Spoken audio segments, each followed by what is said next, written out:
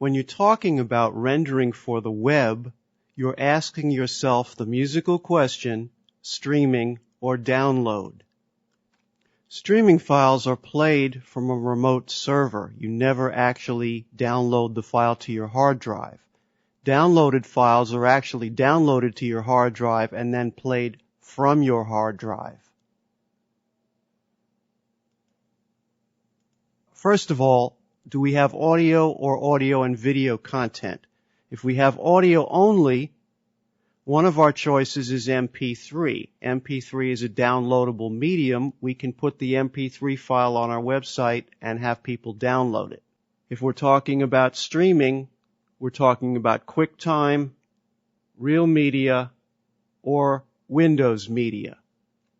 Without getting into a discussion of the relative merits of QuickTime versus Real Media versus Windows Media, let me put it to you this way. If you're working for a client, you most likely have an assignment and specifications in terms of what you need to deliver. If you're trying to get the video of your band's latest performance onto your website, you have more control over the parameters. If you're choosing yourself, the best way to do it is to take a 30-second clip and render it to Windows Media, render it to QuickTime, and render it to Real Media in various quality settings. Let's use Windows Media as a case in point. We can use the default template or click the custom button. As I said, video rendering quality should be set to good unless you're using a large number of still images.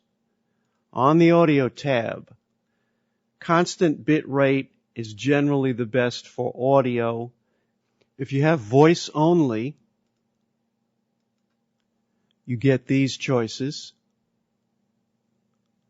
Up to 20K, 22 kilohertz, mono. In general, you'll probably use the Windows Media 9.1. 9644. 9644 will give you very good sounding audio. If you want to use the professional, that's only for higher bit rates, higher quality. Let's choose the default, 6444. Video. You have choices here. Variable bit rate means that the encoder will take a look at the file as it's going through it and decide what the best bit rate for a particular section will be.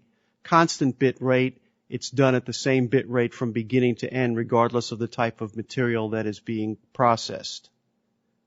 1 pass or 2, if you have the time, 2 pass will give you the best possible quality. In other words, the encoder looks through the file the first time, makes all its decisions as to how it's going to encode it, and then makes a second pass to do the actual encoding. In general, you want to test. Test these, test everything. Name the file so that you know, for example, that this was a constant bit rate test or a variable bit rate test, for example. If we choose constant bit rate, we can, in the bit rate tab, we can make a multiple bit rate file with Windows Media. One file will contain all of these, and depending on the specifics of the delivery system, determine the best possible stream. Another way to go with Windows Media. If we choose quality VBR, we don't have those options. Windows Media Encoder will do the best job it can. So let's render this Windows Media video. Anytime you make changes, you should save your own template because you might want to come back, and it's certainly a time saver later. Let's render this for Windows Media Video, and let's look at what the default template is. Keep the video rendering quality at good. We don't have too many high quality stills in this one. Let's keep the audio at the default, 6444 stereo. Quality VBR, keep original size, 90%. Let's leave all the defaults and let's just give it a go. Depending upon the complexity of the material, the amount of transitions, the amount of effects, the choices you've made in the encoder, Rendering times could be very short or very long. Rendering times could go into hours and days if you're talking about a feature film. As you can see, this particular render took about 1 hour and 20 minutes.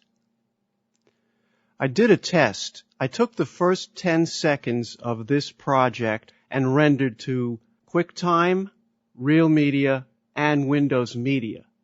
File sizes are interesting. 0.5 megabyte for the Real Media, about 1 megabyte for the Windows Media, and a whopping 309 megabytes for the QuickTime file. Every encoder treats the material differently. The QuickTime file over the course of an entire project might be larger or smaller. There's really no way to tell. It depends on the specifics of the material being encoded at the particular moment. There were virtually no transitions in the first 10 seconds. For whatever reason, QuickTime made a much larger file. Rendering for the web in Vegas.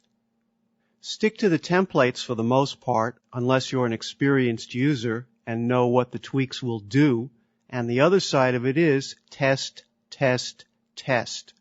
Do test runs of little pieces of things, then compare the results before you decide what your final delivery mechanism file format will be.